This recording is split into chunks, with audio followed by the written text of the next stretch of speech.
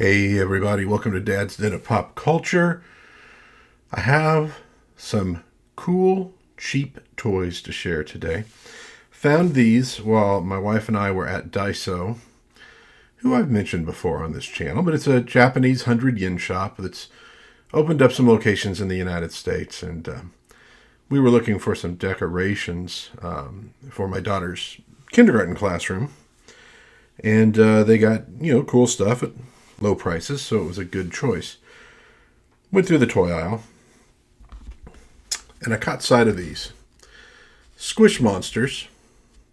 Now these don't appear to be Japanese toys per se, so I imagine they could be found at other, like dollar stores, Walmart, places like that in the U.S. But I took a liking to them because of the design.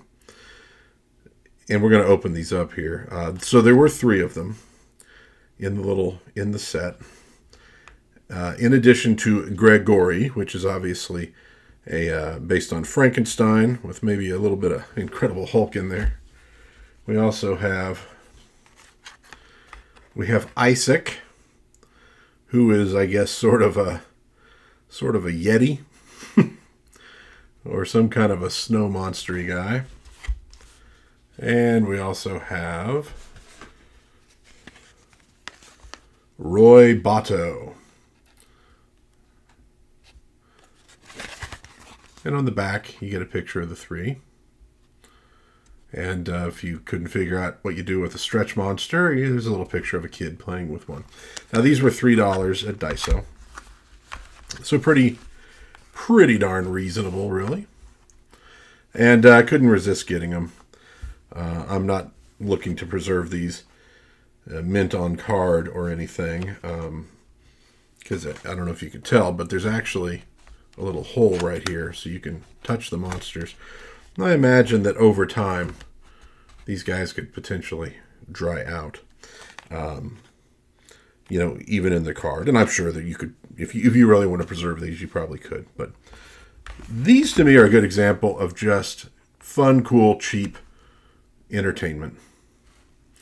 The kind of rack toys that we used to get a lot of back in the day. Maybe even a little cooler than that. And I really did like the design of these characters. I like that Gregory kind of preserves that traditional Frankenstein look. I think the design's really fun on all of these, and kind of makes them a cut above. Roy Bato, actually, he's obviously supposed to be a robot, but he actually reminds me a little bit of Beastman from the He-Man cartoons and stuff. So let's open these up. We're not even going to be subtle about it. We're just going to tear these babies open, like we did in the old days. Because you know what? If all of us 80s kids didn't just tear this stuff apart, all of it wouldn't be as valuable as it is today. All you collectors out there, we were doing you a favor. All right. So there's Isaac. Let's rip on into Gregory. Ooh, he opened better. Little piece of plastic in there. There's Gregory. And good old Roy Bato. I wonder a little bit if Gregory is a reference to that old Jiggly Bat toy. It's possible. Because I think whoever designed these, I don't know, I have a feeling they have a love for classic design a little bit. How well do they stretch? Woo, pretty good. Pretty good. Kind of a weird feel. Oh yeah, they got got the sand inside. You can kind of feel it. So I imagine once you start messing with these things, they'll never quite get back in shape again. Again, I don't know if I can get it to focus better up close. There's Roy Botto. There's the front. There's the back.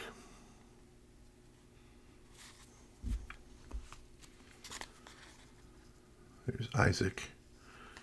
Front and back.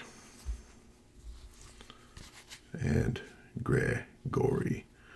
Wow, that's great. He has like little stitches and stuff on him. We can only assume that he was a snitch. Okay, so here we got these little guys. Get this stuff back out of the way. Will they stand? No, they will not. Which is fine. Don't really need them to. But very cool little toys. Really harken back to the good old days of toys. Lest we collectors forget. They're for kids. And they're made for playing. And to some degree that means damaging. I'm probably going to keep these guys on my desk at work just as a conversation piece. Because they're a little goofy. You notice Isaac has the mohawk. His little loincloth. He's got little wristbands. What are those called? Is it bracers? Oh, bracelets, actually. I think bracelet is for a small bracer. Got his boots. Got his shorts on. And you do have writing on the back. Let's see. Boy, I can't hardly make it out at all. And I'm sure it's just like the copyright, trademark sort of information.